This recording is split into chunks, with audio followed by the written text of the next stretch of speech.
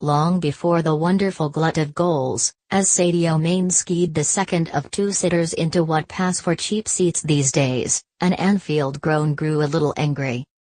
Just like Jurgen Klopp, who turned to the stands and demanded applause for Mane, his gestures urging them to encourage not admonish.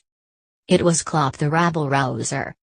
There have been moments in his time at Liverpool when a few skeptics wondered if he was little more than that, an extravagantly paid cheerleader with an infectious laugh, a whirling dervish with enthusiasm in more abundance than managerial knew. Those moments have long gone. Yes, the theatrical rallying of the masses is part of his arm-waving, hollering package. Its effect was clear or coincidental here. The period of pressure started by Mane's hapless miscuing ending with Mo Salah putting Roma to the calm and clinical sword. But Klopp is, of course, much more than someone who can help whip up a decent atmosphere. This remarkable Champions League form is showing him to be a coach of many facets, a man-manager supreme. Tactically, think of the job he has done with the remarkable Salah, the way he has deployed him in this fluid three-man attack. The Egyptian's brilliance has become one of the more astonishing storylines of this domestic and European season, but Klopp has helped unlock brilliance that even Salah probably never knew was there. And it is clear he has helped not just with his game plans but with the way he has managed him in every aspect. Before signing him, Klopp and Salah sat for 3 hours, chatting about football, family, life and whatever else cropped up. Klopp liked everything about Salah as a man, and the reverse was true. It was the basis for this stunningly happy marriage.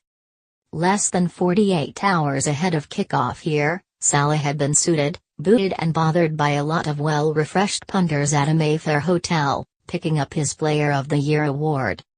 It was hardly a riotous or demanding gig for Salah, but there are a few coaches of elite clubs who might have suggested he made his acceptance speech to a lens on Merseyside. Sir Alex Ferguson took a lot of persuading to allow Cristiano Ronaldo to pick up one of his Footballer of the Year awards a couple of days ahead of the 2006-07 FA Cup final, even though Manchester United were staying in London.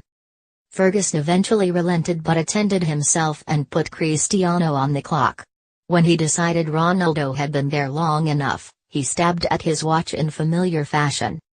Klopp, on the other hand, sent a lovely video message and hinted at a punctual return to work for Salah. Jokingly. He couldn't have been more relaxed had he had a beer in his hand. When you get Klopp's trust, it seems, you keep it. Even when you are youthful as Trent Alexander-Arnold and have just had a wake-up call at Old Trafford, especially when you are as diligent, honest and as underrated as James Milner. Both were excellent here, but then the same could be said about Mane, who eventually atoned for those misses, and for Roberto Firmino, who matched Salah's couple to make progression to the final seem like a formality until the late goals from Edin Dzeko and Diego Perotti. Klopp looked understandably furious, maybe partly with himself for withdrawing Salah before conceding, but Liverpool fans should not seriously fear a capitulation in Rome. As he has demonstrated in the vanquishing of Manchester City and in vast swathes of this contest, he is too savvy a coach to allow that. Jurgen Klopp, much more than a cheerleader,